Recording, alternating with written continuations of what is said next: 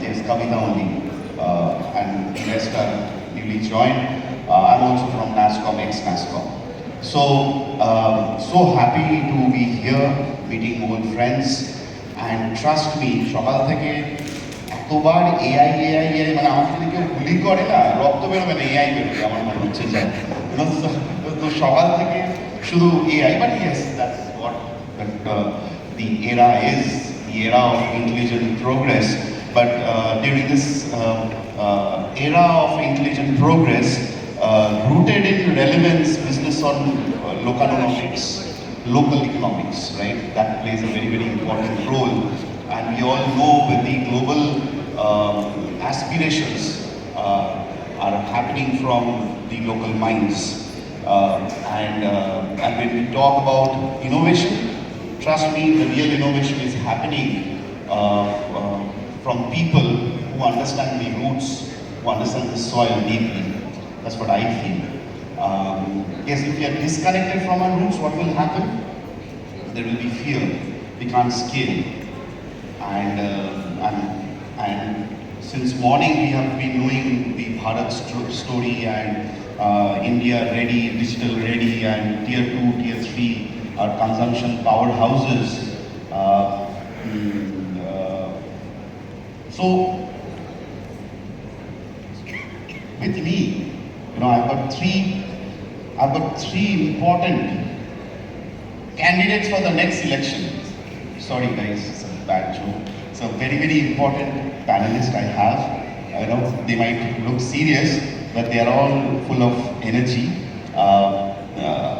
Let's understand, rooted in relevance, and what local power how local power can transform the way we are living. I'll go straight, ladies first, so I'll go straight to Priyanka. And Priyanka is a CFO, is a very, very important person in any organization, CFO, but she has some experience in the microfinance, so I thought that she understands the root of our society. And what I'll ask, my first question will be, I'm very, very interested to know, and the audience will be knowing, must be interested to know that you have seen the microfinance companies, right? You have seen the women-led micro enterprises, the transformation they are bringing. If you can cite that insight, what transformation is happening in that local grassroots level, and of course, what are the challenges which you see, the gap in terms of being local as well as staying local, as well as how to scale.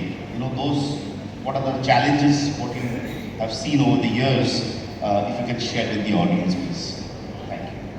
Thanks, Aninda. Thank you. It's a pleasure to be here. Yes, he was right. After, so many things on AI, I'm not sure if people would be interested in discussing about this topic. But yes, coming back to the point, when we talk about local-o-nomics, it's very, very important. Local-o-nomics, when we talk about it, we talk about how we maintain the essence of a local while expanding to be global. And women-led enterprises, especially in Eastern Bengal, I have seen that how these micro-led enterprises are growing and actually contributing to the local economy. Of course, there are various challenges every industry has, but this industry has its own specific challenge, but it's growing. How it's growing? I will give a few examples, like a household woman who is just making something to serve the community need now has expanded to a global commerce, a very organized commerce, and the platforms which they are using like the WhatsApp business, they are using Instagram shops, they are using this SHG, self-help groups, and very small, B2B value chain they are using.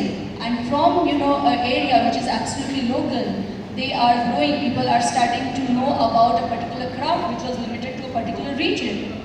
But because of this help of this IT, this, the era of digitization coming into the picture, this is helping.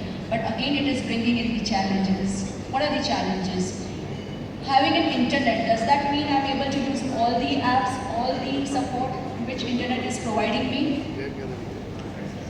businesswomen, they belong to such grassroots level. They have their smartphones, but they don't know how to use each and every app which can actually scale their business. They don't know how to utilize a particular AI app, how to accounts what they are maintaining manually, how they can make it automated. All these things are not known. That's the challenge what they are facing. And that's where the role of the tech companies, along with the, of course, support of the state governments, we have to bring all of these into one platform to make things easier for them. For example, we can just bring in, one platform, one plug and play kind of a kind of a process, wherein all the things would be provided in one platform, right from their content creation, right from their advertisement on the websites, right from the various products which they can use for the marketing. All these can be provided, can be educated to them, but currently these things are not happening. And as a result, whatever they are doing, their talent is not coming out fully. So I think going forward, with the support of various AI, of course, with the support of the governments, with the support of the tech companies, this is going to take a different turn, which has already started now, but it still has a lot way to go. And also authenticity, what Aninda clearly was asking at the end, that how to stay local, how to maintain the authenticity while growing global. So I'll give a very small example that, see, any business to grow requires certain, say, production development, suppose the marketing development, the supply chain development, they would require a lot of logistics development. So accept that, adopt that, you grow in that line. But maintain the story, the essence, the history behind a particular product. If this is not the case, then say mulberry silk, say talk about the terracotta pieces of Bengal. They are simply irreplaceable. So we have to maintain the authenticity. So this is not a challenge, but of course it's a support. If we maintain the local essence, it's going to help us grow even globally. So that's why Darjeeling tea has its own flavor. That's what is making it. Second is with the era of digitization coming in, people should not be scared. They should rather adapt it. They should be working towards their growth about that. Various apps they can use. A particular craft which was just popular among the region. Now with the help of social media, with the help of various AI apps, can go to any level. Globally, people would be knowing about it. And also one thing which can help, I think, grow in this industry is that one small enterprise cannot be scalable very quickly, but say 50 micro enterprises come together and they celebrate the particular essence, they celebrate the particular history, the story behind a particular region, then that will catch a lot of global presence. So I think this way we can stay local and grow global. Great. জোরে হাততালি হয়ে যাক please. সবাইকে বলছি জোরে হাততালি হয়ে যাক প্রিয়াঙ্কার জন্য। ওকে, আমরা সবাই জানি ওয়াও মোমোকে কে চেনে না? হাত তুলুন। কারা কারা চেনেন? হাত তুলুন। Wow momo. Barnik, your job is done, boss. Yeah, that's it. Okay, so I'll go to Barnik and Barnik quickly. What's cooking at WOW now? What's cooking at WOW? Well, I'm left behind in the office, so I won't be talking about what's happening in WOW, but we can talk about the subject at hand. So before I go into any of the questions or details, so we have two founders who started Momo in 2008, Vinod and Sagar. Now Vinod is a Nepali by heritage, but born and brought up and lived in Behala for all his life. And he was in charge with how the momo should taste and how the sauce should taste. Had we let him free with how hot the sauce should be, none of us would be alive. Because his level of hot was incredibly high. Now, the reason why I brought up this story is in the last 2 years, we started selling in Dubai, our FMCG products. We had to tone down the level of hotness for the Dubai market. Now, had we not realized the importance of understanding what the microeconomics or what the cultural requirement is in Dubai, we would not have been able to survive. And it's about 50% less than India. Similarly, there are two parts to essentially why we say that understanding the local-nomics of a particular region is very important. There's the business side, and then there's the customer side. And there's the customer side where the level of hotness would differ in different regions.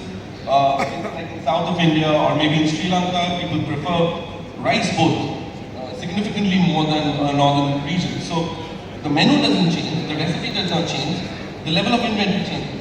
So the consciousness or the awareness of doing that is very important. And the other very important bit is how the nature of business, essentially for something like Momo, changes every 300 meters. The size of the store, the position of the store, what the store will be selling, and what kind of frontage we should be operating on. Whether it's going to be a delivery model, whether it's going to be a dining model, whether it's going to be a takeaway model, changes every 300 meters. Now, today we're sitting on, say, 750 stores that we've opened in India, and of which 420 of them have happened in the last 24 months. It would have been absolute nightmare if my guys actually had to open up these maps and figure out which lane the store needs to open up. We did buy the maps, and we can't trust the digitization to that extent, but obviously technology helped achieve that. And I think, sorry, we were talking about AI. What AI has done is it's not helping us crunch this data quickly. It's not telling us you should open a store here or you shouldn't. What AI is doing is helping us put this data together quickly for us. It's helping us build those platforms which are very basic. I know what my sales are for X stores, I know where lens cartons, I know where the medicine shops are. And from that, we are able to easily understand what that particular economy is going to be able to deliver for us. So that's what we are doing with regard to the And for the operational efficiency part, how much of technology Momo is leveraging, or do you think there's more to it? So for sure, technology is now at the center of how we drive the operations. I mean, there's no question about that. I think more than how much or to what extent we use technology, I think the interesting bit for Momo was, should we buy or should we borrow? Whether technology was going to be part of the operations or whether it was how it's going to be run, that was not the question. But yeah, from the point of making a decision of how much stock should a particular store carry, and ours is a particularly challenging operation because our restaurants are lesser than at an average of 400-450 square feet, where we have the cooking area, storage, a little bit of customer entertainment area, so on and so forth.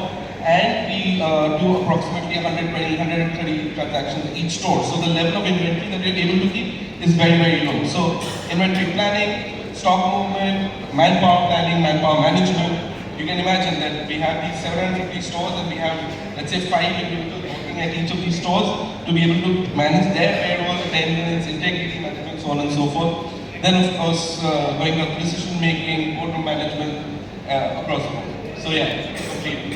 And on a very, very lighter note, if Momo had to name a dish, inspired by golf, what would that be? By the way, he's a golfer, guys. He's a talented golfer. I've seen him playing, so that's a question. You think about it. Thank you for being kind. I'd say bow. That's a good one. Ladies and gentlemen, round of applause to Barnik Bardhan. Okay. Dr. Kamaleswar Mukherjee. She was saying, Uro Chitli, Chader Pahar, Megera Katara, Amazon Obhijan, and we were discussing on our Kichu Aro upcoming Aschen.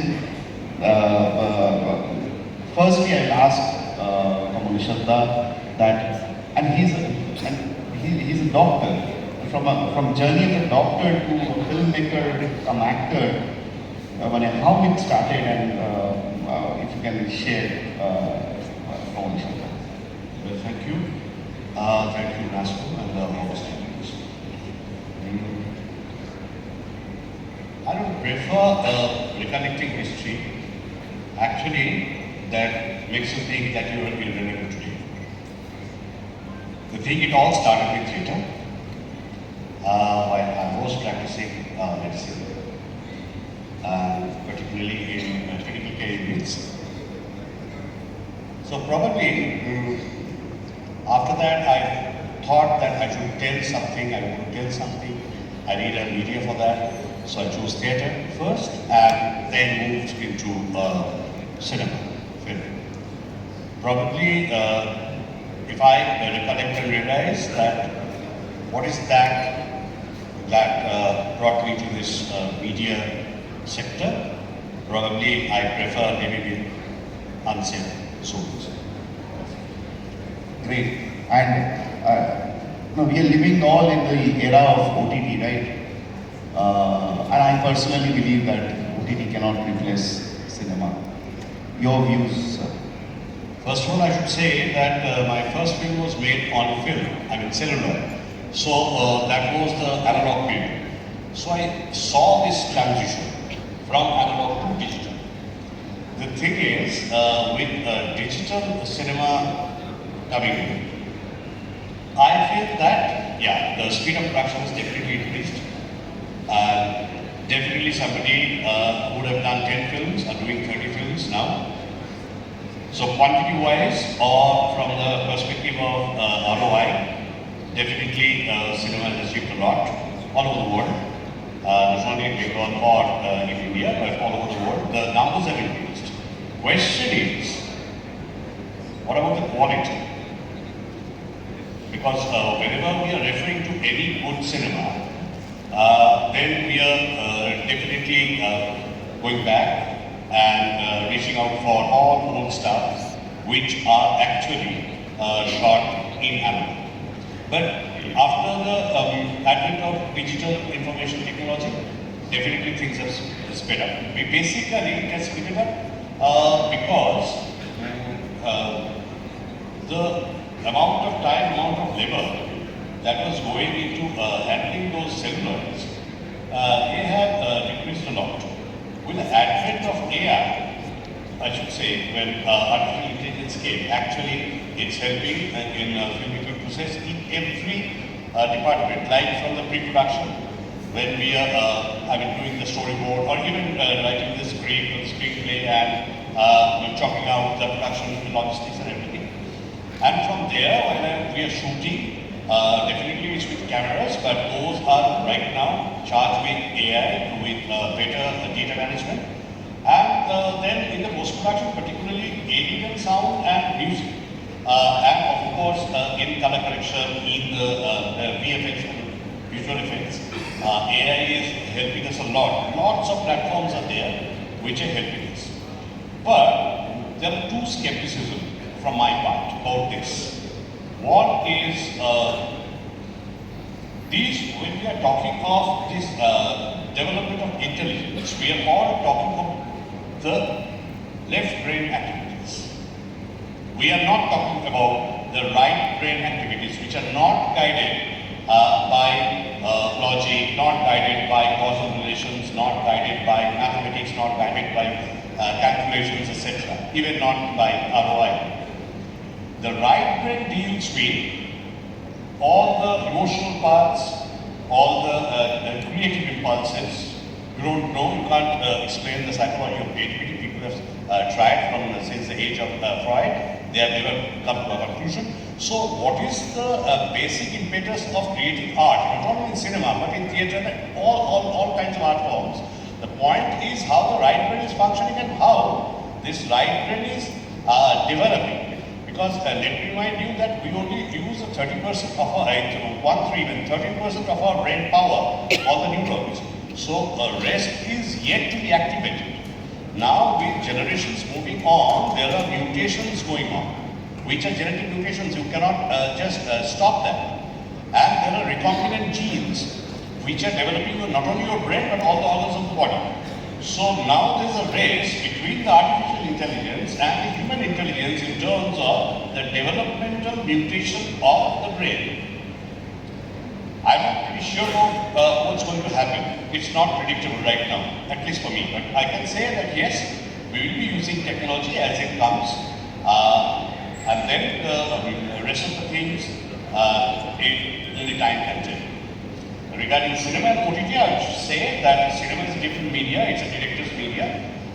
OTT, basically, whatever are shown on OTT, and I'm working on OTT contents also. Those are basically writers' media trying to tell a story. Cinema is not only trying to tell a story, but it emphasizes how to tell a story, and there are lots of modes to tell a story, and they differ subjectively from each filmmaker to filmmaker. That's it. Great. And how do you pick stories? And we have seen that some of the high-budget movies happening from Bengal by you. And how do you convince the producers? And when there is a tendency nowadays that Bengali থাকলে আমি বড় movie বানাতে পারবো না, আমাকে মুম্বাই যেতে হবে. In that era, how you are convincing the producers, if you can share that? Actually, I'll extend Priyanka's words or Barnik's words. The more you go local, the more you go global.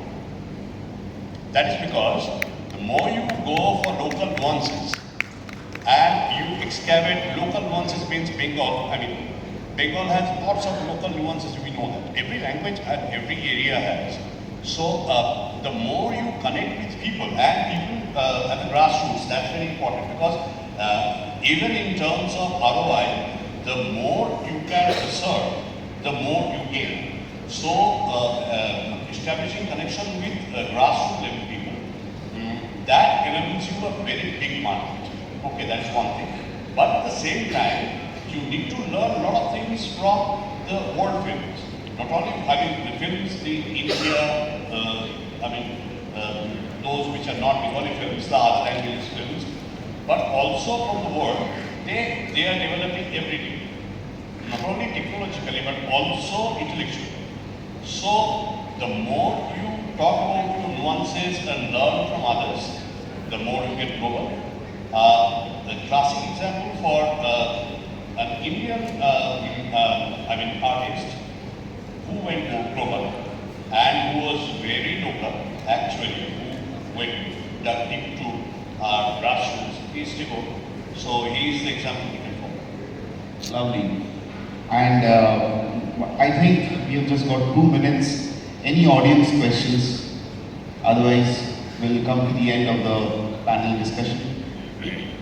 I think a couple of more sessions we have. We don't have time, 2 minutes. We are right on time to stop the session. Ladies and gentlemen, thank you so much for your time. And it's so true that, the future lies in this soil, right? And in our talent, in our culture. And I think Kolkata, and I keep saying Kolkata is not just a city, it's more than a city, and everything is possible here. And we have live examples that how much of possibilities is there in Kolkata. A local does not build small, it builds rooted, right?